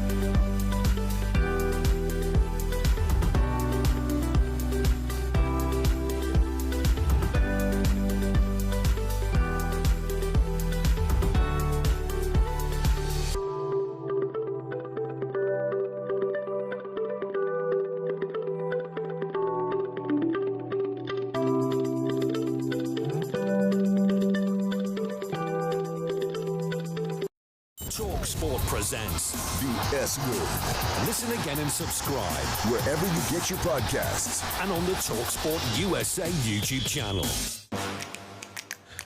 You're back with the S Word. Will, Gavin, Master Tesfatsion. I adjusted my seat during the break and now I'm way too high in the shot. I apologise, that's my fault. Sorry, guys. I had to go to the toilet. I just very late. You coming out rusty after that hydration break, huh? Yeah, I had 4 days off, and clearly I'm entering the second quarter of my World Cup at this point. You enjoying that water there, buddy? Yeah. See how quickly you drank that. See how that didn't take 3 minutes of your life. It takes 3 minutes to go up and down the conconcourse steps. I'm sorry. Game's gone. Its game is absolutely gone. You are watching the S Word right before the break. you are watching the S Word from talkSPORT with me, Will, Gavin, Master Tesfatsion alongside me. We've got Master Damus coming up momentarily, but we're going to do some fan appreciation society. I've been loving this. I've not been here for the last few shows for various family reasons, but I am back now, and I think the spirit of the World Cup has been truly imbibed by the fans that we've seen, the social media clips that have been shared, the Dutch fans bouncing left and right, the Scottish fans taking over Boston, and we've got a few more of those to share today, Master. It's been a joy to watch. Yes, we do, and I'm sure we'll see a couple from England here, won't we? And the celebrations all across from so many great players yesterday, putting up great performances. I'm sure we'll get into a lot of those fan appreciation. I don't even know what made the rundown, Will. Hey, there you go. There you go. So we're going to start with Argentina, but we're not really starting with Argentina. We're starting with Bangladesh celebrating Lionel Messi's hat-trick.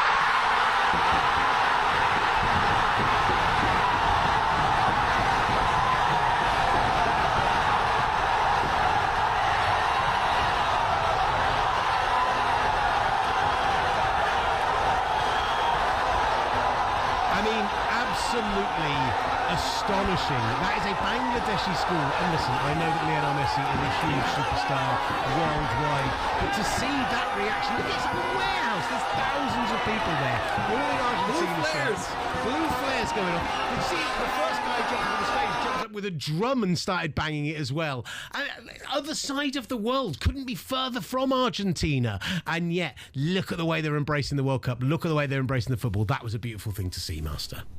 It looked like Buenos Aires. It was incredible. Everyone having a Messi shirt on, an Argentina shirt on, the blue flares, the celebration, the excitement.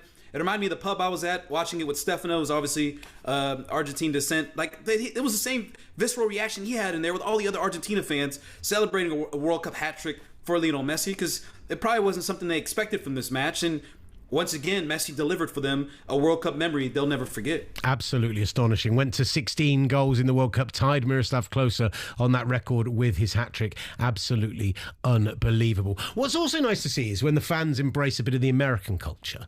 And we saw it with the Ecuadorians, particularly in Philadelphia, having a proper tailgate down there. And if you've never been to Philadelphia, you've never been to the Link or to any of the other, like, because the ballpark's right over the road, the baseball arena's right, the basketball arena's right next door as well. Like, the whole area is just a sports hub with the big car park in the middle. And they went full tailgate. They were barbecuing, there was music, it was beautiful to see. And then, as we can see here, they also got into a few of the American games as well. Forget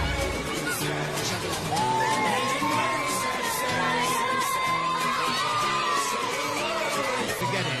But seeing the Ecuadorians come together, seeing the Guardians come together and playing flip cup, and there was beer pong going on, and I saw some cornhole going on at the stadium as well. As a man who has built his own cornhole set at home, I love to see that it's not just this wonderful mix of cultures coming from around the world, but they're embracing that Americanism as well. We're getting both sides of it. We're getting that melting pot going.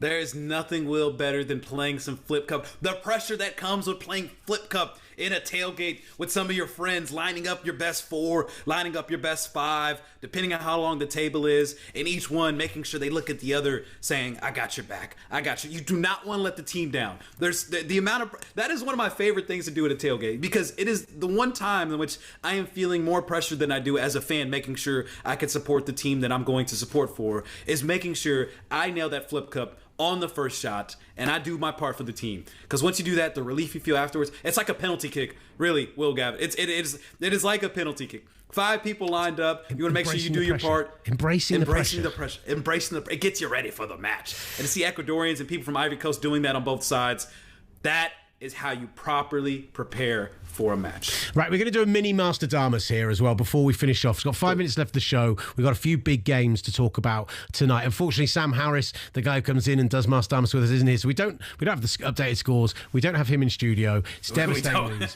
He'll be back. Don't you worry. But in the meantime, get your Masterdamus on. Visualise the crystal ball. Get yourself ready. And we're going to start off with Portugal. I'm thinking about that handsome man that likes 2 teams right now. That's just going to distract you. We're going to talk Portugal and DR Congo to start with. I've made the Dr. Congo joke so many times because of that amazing clip of the person reacting to the draw that I nearly did on air and then I talked about it anyway. Portugal against DR Congo, right? You're telling me that Cristiano Ronaldo didn't watch Kylian Mbappe get a brace, didn't watch Erling Haaland get himself a brace to put himself truly at the top of that world stage, and didn't watch Lionel Messi, the man who for his entire career he's been compared to, who is the GOAT between those two, and didn't go, right, I'm going to have me some tonight. So, what do you reckon? Portugal, DR Congo, which way is this one going, Master? I mean, this is a tougher opponent, I think, than just about everyone but France had to face. So I think this will be a really, really fun group stage match. I do think Portugal finds a way to get the 3 points, but I think it's going to be close. I really do. I'm taking 2-1 Portugal. I'm taking 2-1 Portugal. I think DR Congo, we saw from the Senegalese side, we're going to expect the same. A tough physical DR Congo side that will be relentless, that will be physical, that will want to take it to Portugal. But I think ultimately that midfield that Portugal has will overwhelm DR Congo, and it'll get those 3 points. Listen, this is a Portugal side who you've been backing to go and win the World Cup, who are coming in here with the best midfield in the world. Bernardo Silva, by the way, seems like confirmed to Real Madrid. Maybe we'll get into that in the days where we've got less games to talk about and see some of the transfer moves as well. I'm this is probably not a good idea for me, considering your whole Europe against the rest of the world nonsense you've got going on. But I think this is going to be a real big Portugal performance. I'm taking 3-0 Portugal. Ooh. I think they're going to come and they're going to announce themselves. They're going to say, yeah, you can talk us about it's a hipster pick. We're no hipster pick. We're proper contenders in this tournament. No offence to DR Congo. Let's talk England-Croatia then. Come on. I mean, technically I meant to go first and you go first and there's, yeah. Do you want me to... Listen. Big question marks over who's in the starting lineup for England, how they're going to finally utilise the attacking talents, Thomas Tuchel's decisions with the squad and everything else. All of it goes by the wayside tonight, and we get to see them on the field against an strong but ageing Croatian side. The maestro, Luka Modric in the middle. All of that is stuff like they've beaten us on the world stage on numerous occasions now, and yet tonight I feel like England are getting the job done. We're going to finally see Thomas Tuchel unleash the full-backs in the way he wants to use them. He's going to use those trios up top. He's going to actually let Harry Kane drop deep and let runners go beyond him. It's set up perfectly to finally see what the Thomas Tuchel entire machine is about. And I think England win this one. I'm going to go 3-1. Whoa, 3-1. Yeah. Oh wow. Yeah. I got this one being a low scoring affair. I really do. I think both teams will be pretty defensive, feeling each other out in the first half. I actually could think it could be a scoreless first half, truth be told. But I think ultimately the depth that England has and substitutions that they have will prove to be the difference in this one. I've got England 1-0. In fact, I'll even go one step further here, Will. I got this goal coming in after the second hydration break in the fourth quarter. I'm off. I think England finds a way to score. With Thomas Tuchel, I think he's going to really take advantage of these hydration breaks and really make the tactical changes needed to help break down a very feisty Croatia side that is enjoying being the underdog and having the chip on their shoulder once again. Just very quickly, what have you got for Ghana, Panama? Oh, this one's tough. I really don't like this Ghana side, to be honest with you. I think didn't listen to me when I said quickly, did he? I'm literally talking 20 seconds. Go. I've got 2-0 Panama. Okay, wow. I had 1-1 down because I haven't predicted a draw, I don't think, yet in this entire tournament. So there we go. Those are our predictions. England get underway tonight. Portugal get underway tonight. We'll react to both of those games on tomorrow's show. We're here from 8 a.m. Eastern. We're on Sirius. Can you win a game in the first quarter? We're everywhere else. And can you win a game in the second right quarter? Here on YouTube. talkSPORT S-word. talkSPORT as well. Can you win a game in the third quarter? No. Can you win a game in the fourth quarter? Yes! This is the S-word, sponsored by Calci. Thank you for joining us. We'll be back tomorrow. big name reaction from both sides of the pond. The S Word from talkSPORT.